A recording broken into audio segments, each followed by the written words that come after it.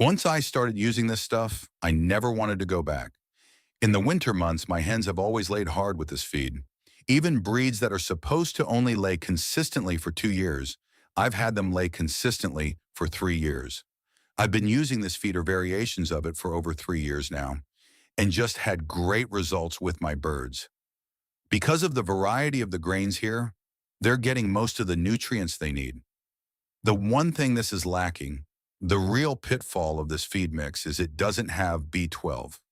B12 is a nutrient necessary for your metabolism and the metabolism of chickens. It comes from meat, insects, seafood, and from fermentation. So you can get a little bit of B12 into this feed by fermenting it. And there's plenty of other reasons to ferment it. If your birds are free-ranging, they're going to make up that nutritional deficiency just from the environment. They should have no problem doing that. It's easy for them to get B vitamins just by scratching around, finding bugs every now and then. If you're not free-ranging and you're really worried about the B12 and don't think fermentation will be enough, you can always add some freeze-dried mealworms or black soldier fly larvae to this. That'll add the B12 they need, along with a whole host of other vitamins and minerals and micronutrients. It's something I've done in the past too. But with a free-range flock like this, I don't worry about it at all. The cool thing is every single ingredient within this mix can be obtained from local growers except for one, and that ingredient is kelp meal. I live in Idaho, so obviously I can't get that here. It's added for a mineral fortification, and because my flock is free range, it's arguably unnecessary. I prefer organic ingredients, but when those aren't available, I make sure at least everything is non-GM. Because this is a whole grain feed, almost every ingredient is growable, sproutable from the chicken feed itself. You can spread out this chicken feed on a tray, add water, and it's going to start growing and be far more nutritionally dense for your birds that way if you ever want to offer them a treat. I've done that a few times. I've done it with my rabbits too. What I prefer to do instead is I like to add a bunch of this to a bucket and add water and let it ferment. The whole mash turns into a porridge-like consistency. The fermenting smells sour and bready, and it's really good for the bird's natural digestion. It has all sorts of enzymes that are good for them and microbes that are good for them, and simply soaking the grain as well as fermentation unlock all sorts of nutrients within the grains and increase many of them. So I always recommend people soak their grains. It makes it go a lot further that way because there's more nutritional complexity and the chicken feed is highly hydrating. I'll teach you how to ferment this towards the end of this video. The real problem with this mix is it lacks B12. Chickens are inherently omnivores, and this is clearly a vegetarian feed. If you are supplementing your chicken's diet with any amount of meat scraps, freeze-dried mealworms, black soldier fly larvae, scraps from the kitchen from families who also eat meat and animal products, then you don't really need to worry about the lacking nutrients. I break down this whole recipe in parts. As you can see, these parts are by weight. You can scale it up or down. You can double the parts. I like to make one part equal 20 pounds, and that way I can multiply everything by 20 to get my weight for each ingredient. The first ingredient I use in this mix is oats, specifically with the hulls. That means the outer casing of the oat kernel. It's a really good source of fiber for your birds. Some birds will be picky about it at first, but given enough time, they'll start going for it. This is how most seeds are in nature. So when chickens or their ancestors, the red jungle fowl, are foraging in a wild landscape, they're getting all sorts of seeds from grasses, trees, plants, as well as all sorts of other vegetative matter. And that fiber is really good for their digestive system. Those seeds often have a chaff to them, a coating of some sort made of really fibrous material. So oats provide a big amount of fiber while also being a good source of energy because of the starches in it. They contain a lot of essential vitamins and minerals for the birds as well. The minerals will vary depending on the region that they're grown in. Now, for a long time, I only had two grass grains in here, and that'd be oats and maize or oats and barley, and my birds did great on that as well. However, I believe that variety is the key to nutrition. So I like to have as many different kinds of seeds in here as possible. So that's why I have wheat and barley and maize in here as well. The oats, wheat, and barley all have the same protein content, at least from my local supplier. Their guaranteed analysis shows that these grains all have a minimum of 10% protein, and so I like to treat them a little interchangeably. I like to always have oats in there for the fiber, but wheat is a source of healthy fats. It doesn't have nearly as much fiber as oats with the hulls. Then barley is very nutritionally complex as well and has a good amount of fiber because it tends to have a hull with it similar to the oats. So those are my first three ingredients. They're all one part. And so that means 20 Lelbier's oats, barley, and wheat all combined or individually. Combine them however you want. Just make sure the total is 20. Then we get into the maize. And that's optional. Some people really don't want to have maize in their chickens' diets, and I understand that. I respect it. I'm personally okay with it. However, I don't want soya in my chickens' diets, so I don't use soya beans in this.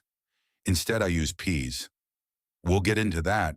If you want to omit the maize, if you put wheat, barley, or oats in its place, you'll actually get a slight bump in the protein level because maize tends to be a little bit lower in protein than those other grains.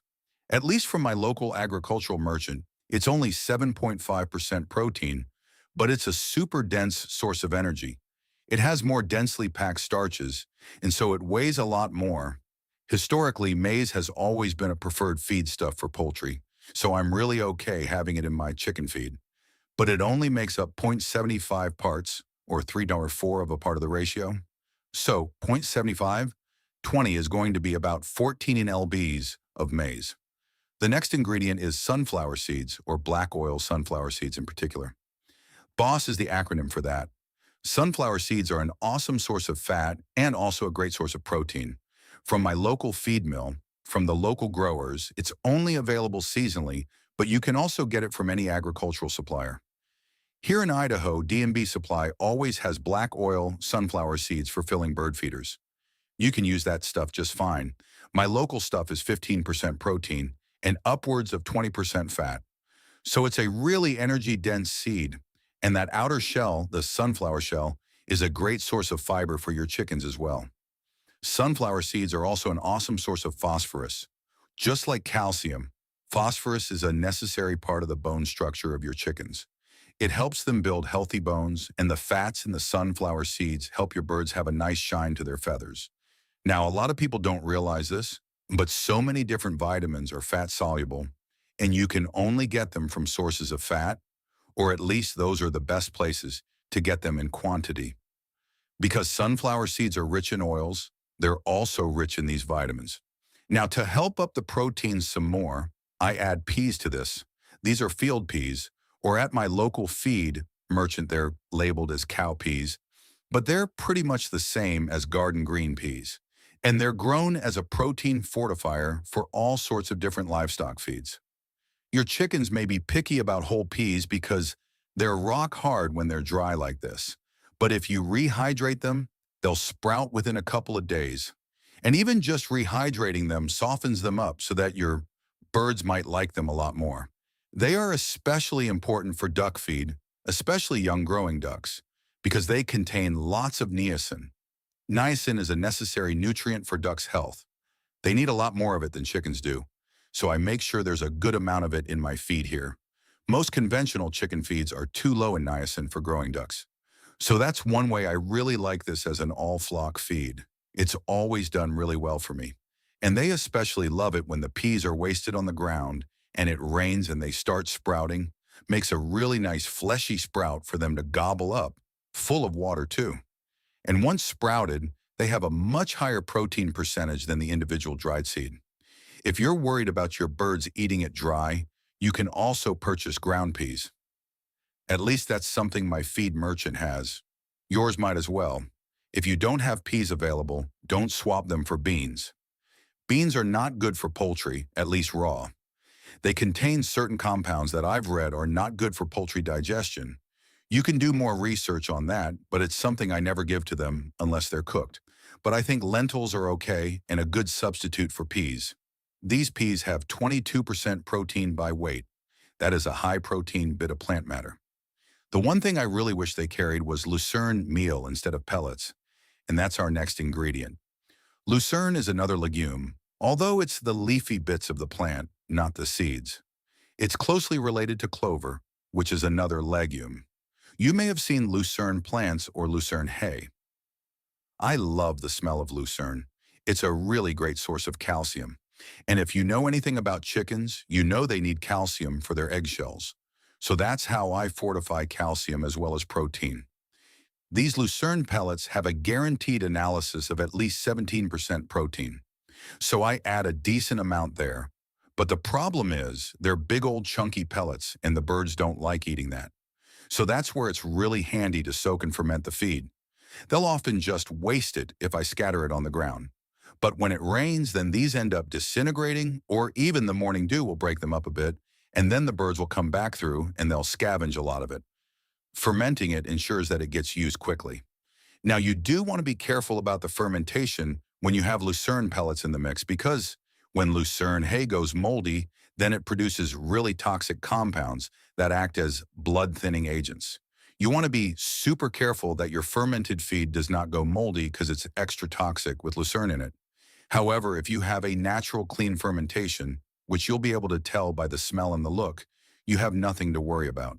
It doesn't produce those toxic compounds if it's just normal yeast and bacteria fermentation. It's mold specifically you've got to look out for. The lucerne pellets have a good amount of fiber as well because it's the whole plant, the whole above ground part, including all the leafy bits and the hard stalks of the plant, all ground up, pressed into pellets. So great source of fiber for your birds. It's a deep-rooted perennial that mines minerals from deep in the ground. So great mineral fortification, but tends to be lower in fat. And that brings us to our next ingredient, which is linseed. If you know anything about linseed, you know it's very high in omega-3 fatty acids. Omega-3s are super healthy. They are anti-inflammatory. They're good for brain development.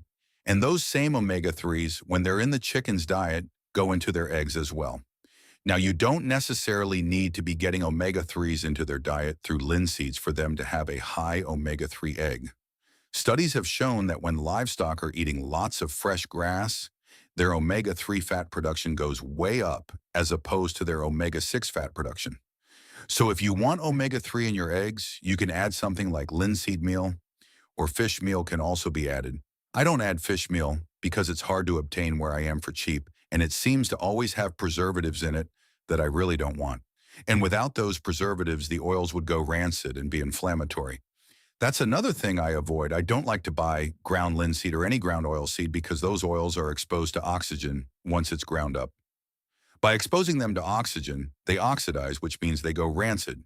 They produce all sorts of compounds that are highly inflammatory and causing oxidative stress within the animals that leads to things like cancer and all sorts of other conditions. By having whole unground seeds, they're much healthier for the birds. The bird's digestive system will break down those seeds with grit in their gizzard, and they'll absorb those fresh fats that have not been oxidized, and that will be a clean fuel for them.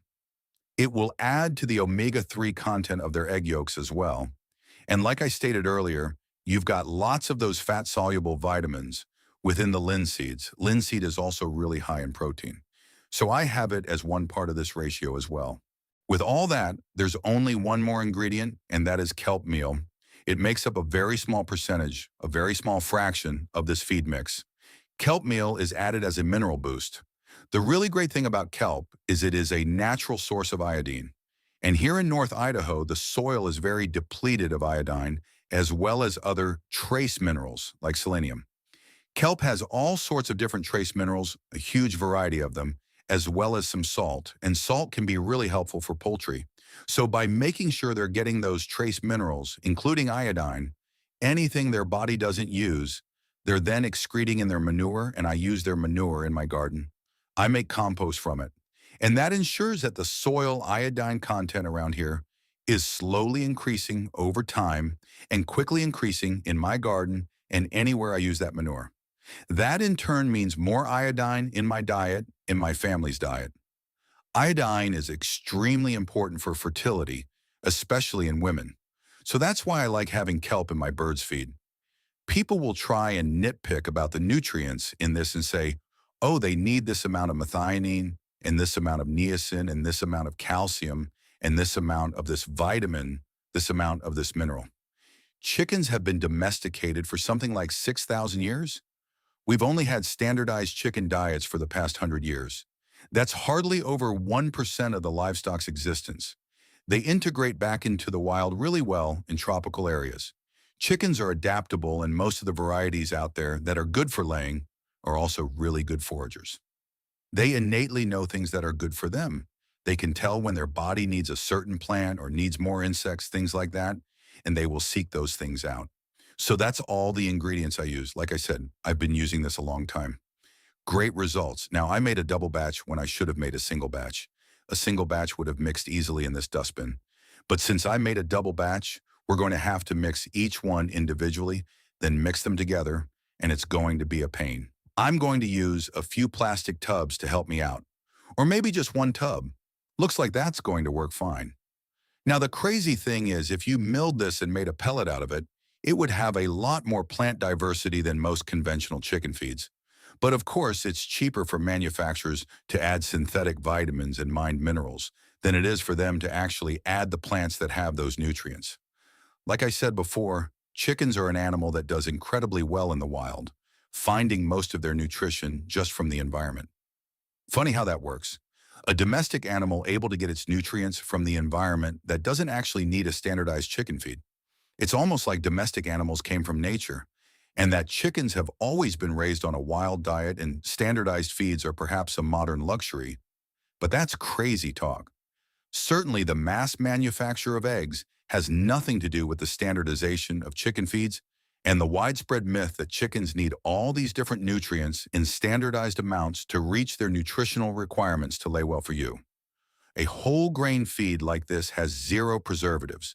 It will last for years without losing nutritional value. Prior to industrialized egg manufacture, smallholders were feeding their chickens kitchen scraps and grain from their grain fields. There'd be weeks or months on end where the only thing the chickens are eating from humans is maize and barley and wheat, but usually just one of those grains in any particular season. Anyway, my point being, this layer feed has worked really well for me. It works well for my ducks too. It's going to work well for your chickens, especially if you ferment it, sprout it, or add a little bit of animal protein into their diet as well. And that's only if your chickens are confined. If they're free range, they're going to get those additional nutrients without much trouble at all. My chickens hunt mice, grasshoppers, voles, flies, earthworms, caterpillars, grubs, earwigs, beetles, squash bugs, and more.